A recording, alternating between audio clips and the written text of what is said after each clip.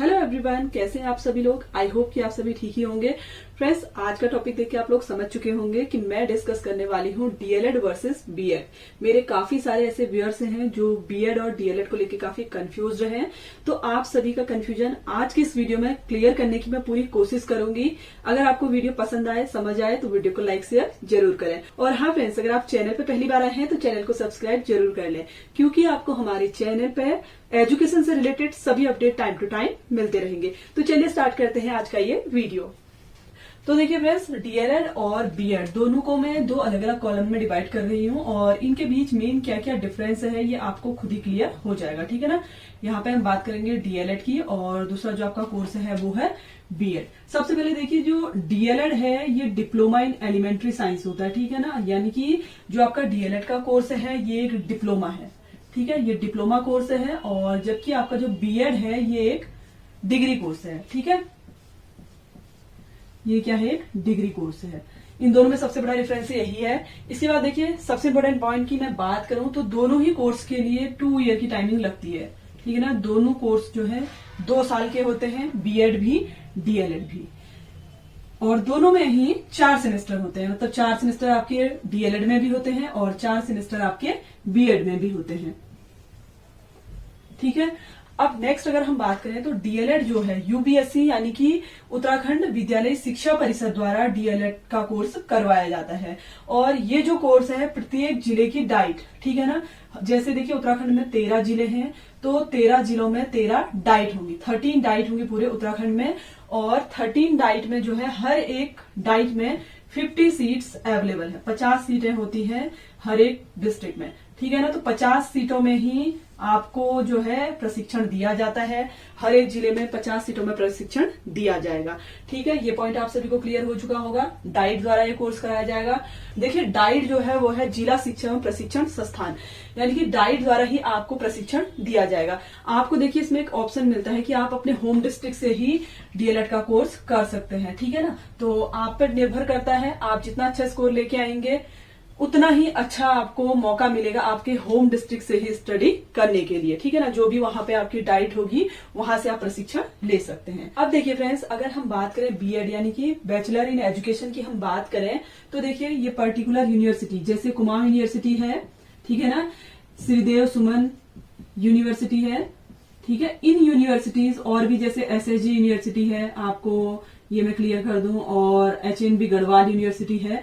तो इन यूनिवर्सिटीज द्वारा बीएड का एग्जाम कंडक्ट कराया जाता है और इनसे एफिलेटेड जो भी कॉलेज हैं उनमें इसके कोर्स कराए जाते हैं। अब वो भले ही प्राइवेट हो या फिर गवर्नमेंट हो, आप दोनों से कर सकते हैं, प्राइवेट और गवर्नमेंट से।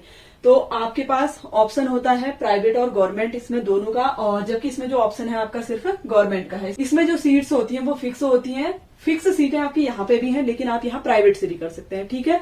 ये पॉइंट आपको क्लियर हो चुका होगा। अब देखिए, नेक्स्ट हम जो इम्पोर्टेंट पॉइंट की बात करते हैं वो है एजुकेशन क्वालिफिकेशन। अगर आप डीएलएड का कोर्स करना चाहते हैं तो एजुकेशन क्वालिफिकेशन की अगर हम बात करें तो इसमें आपको ग्रेजुएट होना कंपलसरी है, ठीक है ना। एजुकेशन क्वालिफिकेशन की मैं बात कर रही हूँ यहाँ पे।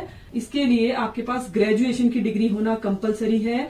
आप किसी भी स्ट्रीम से ग्रेजुएट हो, आप डीएलएड का कोर्स कर सकते हैं, ठीक है ना। भले आप 2nd डिवीजन हो, 3rd डिवीजन हो, आप डीएलएड का कोर्स कर सकते हैं, ठीक है। मिनिमम एजुकेशन क्वालिफिकेशन है ये डीएलएड के लिए। अगर आपके पास पोस्ट ग्रेजुएशन की डिग्री है तभी भी आप अप्लाई कर सकते हैं, लेकिन डीएलएड का एंट्रेंस एग्जाम देने के लिए मिनिमम क्वालिफिकेशन आपको ग्रेजुएट होना कंपलसरी है। सेम क्राइटेरिया है बीएड के लिए भी। बीएड में भी देखिए, मिनिमम एजुकेशन क्वालिफिकेशन की अगर हम बात करें तो मिनिमम जो क्वालिफिकेशन है वो है ग्रेजुएशन। आपको ग्रेजुएट होना कंपलसरी है। अगर आपके पास ग्रेजुएशन की डिग्री है तो आप बीएड के लिए अप्लाई कर सकते हैं। लेकिन देखिए फ्रेंड्स, अगर आपके पास पीजी यानी कि पोस्ट ग्रेजुएशन की डिग्री है और आप चाहते हैं कि आप उसके बाद बीएड का कोर्स करें तो आप कर सकते हैं। इसमें कोई आपको टेंशन लेने की जरूरत नहीं है। आप पीजी के बाद भी बीएड का कोर्स कर सकते हैं, लेकिन इसका एक बेनिफिट भी होता है। बेनिफिट क्या है, देखिए, अगर आप पीजी के बाद बीएड का कोर्स करते हैं तो आप पीजीटी यानी कि पोस्ट ग्रेजुएट टीचर बनते हैं। आपके पास मतलब ये ऑप्शन होता है कि आप पीजीटी के टीचर बनेंगे, ठीक है ना। और अगर आप सिर्फ ग्रेजुएशन के बाद बीएड का कोर्स करते हैं तो मैं आप सभी को क्लियर कर दूं कि आप 10th तक के स्टूडेंट्स को ही पढ़ा सकते हैं। क्लास 10th तक के बच्चों को आप पढ़ा सकते हैं। उन्हें बोला जाता है टीजीटी यानी कि ट्रेन्ड ग्रेजुएट टीचर, ठीक है ना। 10th लेवल तक के बच्चों को आप पढ़ा पाएंगे। और पीजी के बाद अगर करेंगे तो आप पोस्ट ग्रेजुएट टीचर बनेंगे, जैसे प्रवक्ता होते हैं जिनको बोला जाता है, लेक्चरर, ठीक है ना। आप सभी को क्लियर हो चुका होगा। अब यहाँ पे देखिए डीएलएड में क्या होता है, अगर आप डीएलएड का कोर्स करते हैं उसके बाद आप पीआरटी के शिक्षक बनते हैं, यानी कि प्राथमिक शिक्षक बनते हैं, ठीक है ना। 1st से लेके 5th तक के बच्चों को आप पढ़ा सकते हैं, ठीक है। ये कॉन्सेप्ट आप सभी को क्लियर हो चुका होगा। अब परसेंटेज का इसमें क्या क्राइटेरिया मांगा जाता है। डीएलएड में देखिए परसेंटेज का कोई भी क्राइटेरिया नहीं मांगा गया है, ठीक है ना। डीएलएड में परसेंटेज का कोई क्राइटेरिया इस बार नहीं मांगा गया है।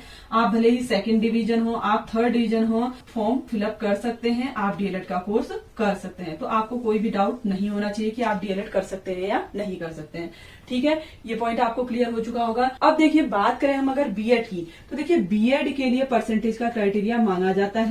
इसमें देखिए फिक्स है परसेंटेज का क्राइटेरिया। जनरल कैटेगरी के आप कैंडिडेट हैं तो आपके 50% मार्क्स होने कंपलसरी है, ठीक है ना। ग्रेजुएशन में आपके 50% मार्क्स होने कंपलसरी है। सपोज आपके ग्रेजुएशन में 50% मार्क्स नहीं है तो आप पोस्ट ग्रेजुएशन के बेसिस पर भी बीएड कर सकते हैं। काफी टाइम क्या होता है, हमारी ग्रेजुएशन में 50% नहीं होती है और पोस्ट ग्रेजुएशन में हमारी बहुत अच्छी परसेंटेज होती है, जैसे 60-70% भी हम ले आते हैं। तो हम इसके लिए आफ्टर पोस्ट ग्रेजुएशन के बाद भी अप्लाई कर सकते हैं, ठीक है ना। ये कॉन्सेप्ट आप सभी को क्लियर हो चुका होगा। और बात करें हम SC, ST, OBC कैंडिडेट्स के लिए, तो इनके लिए देखिए इसमें जो क्राइटेरिया है वो है 45%, यानी कि 45% मार्क्स होने कंपलसरी है। और सेम क्राइटेरिया है, अगर देखिए आपके पास ग्रेजुएशन 45% नहीं है, पोस्ट ग्रेजुएशन में है, तो आप पोस्ट ग्रेजुएशन के बेसिस पर अप्लाई कर सकते हैं। तो ये सारा कॉन्सेप्ट आपको आई होप कि क्लियर हो चुका होगा। फिर भी अगर कोई डाउट है तो आप इंस्टाग्राम पे फॉलो कर सकते हैं, वहां पे मैं आपके जो भी क्वेश्चन होंगे उनके रिप्लाई जरूर करूंगी। अब देखिए फ्रेंड्स, ये तो थी इसके लिए एजुकेशन क्वालिफिकेशन। अब इसमें एक और पॉइंट मैं आप सभी को क्लियर करना चाहती हूँ। डीएलएड में देखिए एज लिमिट मांगा जाता है इसमें, ठीक है ना। एज लिमिट इसमें फिक्स है। अगर आप 19 से 30 साल के कैंडिडेट हैं, ठीक है ना, 19 से लेके 19 ईयर टू 30, 19 से लेके 30 साल तक के सभी कैंडिडेट डीएलएड के लिए अप्लाई कर सकते हैं।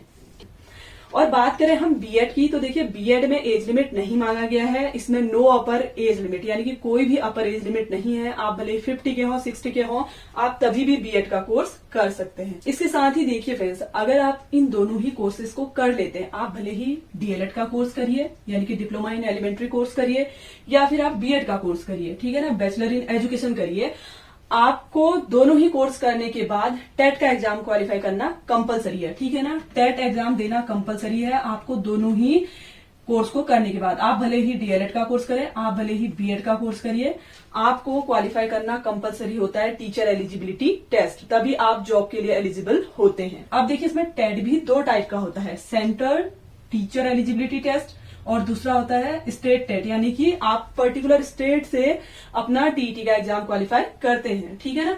तो डीएलएड में आपको 1st to 5th exam qualify करना है और बीएड में आप देखिए आपके पास ऑप्शन है, दोनों ही एग्जाम क्वालिफाई आप करेंगे तो आपको उतनी ही ज्यादा अपॉर्चुनिटी मिलती है। इसी तरीके से देखिए बीएड में भी है 1st to 5th और 6 to 8 2 पेपर होते हैं, 1st और 2nd। आप जो भी एग्जाम क्वालिफाई करें उसके बाद ही आप जॉब के लिए एलिजिबल हो पाएंगे, ठीक है ना। ये पेपर 1st होता है और ये जो है 6 to 8 जो होता है पेपर 2nd होता है, ठीक है ना। पेपर 1st या फिर पेपर 2nd में से आप जो भी क्वालिफाई करेंगे उसके बाद ही आप जॉब के लिए एलिजिबल हो पाएंगे। तो फ्रेंड्स, आई होप कि आप सभी के डाउट आज के इस वीडियो में क्लियर हो चुके होंगे। फिर भी अगर आपका कोई डाउट है तो आप मुझे कमेंट करके पूछ सकते हैं। और अगर आपको वीडियो पसंद आए, समझ आए, तो वीडियो को लाइक शेयर जरूर करें। साथ ही चैनल को सब्सक्राइब जरूर कर लें, क्योंकि आपको हमारे चैनल पे एजुकेशन से रिलेटेड सभी अपडेट टाइम टू टाइम मिलते रहेंगे। तो मिलते हैं आपसे एक नई वीडियो में नए टॉपिक के साथ। तब तक के लिए धन्यवाद।